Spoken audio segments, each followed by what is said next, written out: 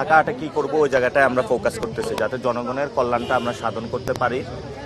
এবং আমরা এখানে স্বাস্থ্য, চিকিৎসা এবং মাদক কীভাবে নির্মূল করব, এবং সাথে সাথে এখানে জনগণ যে ব্যবসায়ীরা যে নিরাপদ ব্যবসা করতে পারছেন না চাঁদাবাজি, সন্ত্রাসী বিভিন্ন অ্যাক্টিভিটিসের কারণে।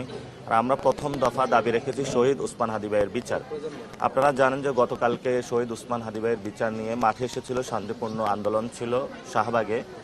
পুলিশ যেভাবে সবাইকে বেধড়ক পিটিয়েছে এবং সবার উপরে হামলা করেছে শান্তিপূর্ণভাবে মিছিলে, এটা বাংলাদেশের প্রশাসন থেকে শুরু করে সবার জন্য একটা লজ্জার বিষয় হয়ে দাঁড়িয়েছে। আমি এটা তীব্র নিন্দা জ্ঞাপন করছি। এবং আমাদের অনেক ভাই অসুস্থ হসপিটালে রয়েছেন। গতকালকে আমি হসপিটালে গিয়েছিলাম ইমার্জেন্সিতে, সেখানে দেখেছি খুবই ভয়াবহ পরিস্থিতি ছিল। জাবের, জুমা সবাই আহত হয়েছে। মহিউদ্দিন রনিকে একজন প্রার্থী বেধড়কভাবে পিটানো হয়েছে। আমরা আশা করব যে এই ধরনের সংস্কৃতি যেটা জন্ম দিয়েছে রাজপথে, এই সংস্কৃতি থেকে সরকার সরে আসবে এবং নতুন বাংলাদেশ গঠনে আগ্রহী হবে।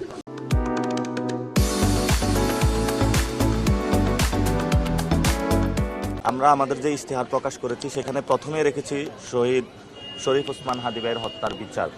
তো বিচার প্রক্রিয়া তো একটা হলো নির্বাচন কমিশন, একটি স্বাধীন সংস্থা রয়েছে, তারা নির্বাচন আয়োজন করবে।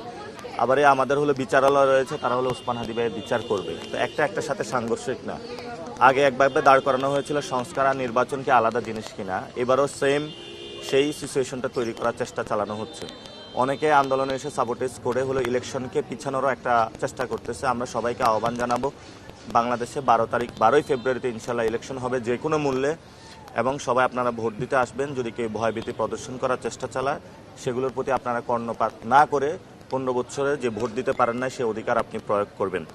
আমরা 2 নম্বরে রেখেছিলাম যে চাঁদাবাজি, মাদক ও সন্ত্রাসমুক্ত একটি নিরাপদ ঢাকা আট করতে।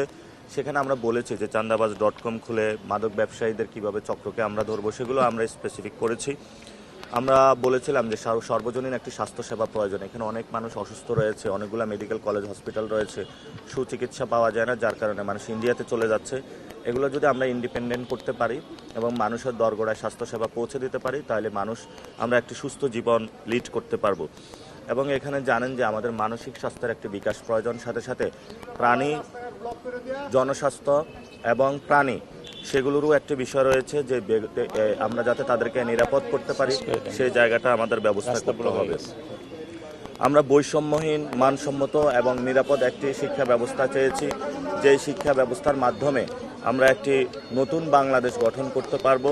সাথে সাথে আমরা বলেছিলাম যে তরুণদের কর্মসংস্থান, দক্ষ জনশক্তি বৃদ্ধি নিশ্চিতকরণ থেকে শুরু করে আমরা অনেকগুলো বিষয়কে নিয়ে এসেছি, যাতে আমরা তরুণ যারা রয়েছে তাদের কর্মসংস্থান নিশ্চিত করতে পারি।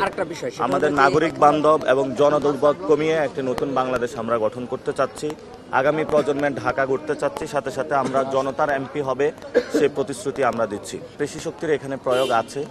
তো আমরা জনগণের কাছে যাচ্ছি। জনগণের যদি আমরা সমাধান করতে পারি, আশা করি যে পেশি শক্তিকে জনগণ ভয় পাবে না, নতুন বাংলাদেশ গঠন হবে। হুমকি ধামকি পাচ্ছেন আপনারা? কোনো হুমকি ধামকি দিচ্ছে, আমরা সেগুলোর পরোয়া করছি না, আমরা জনগণের কাছে যাচ্ছি।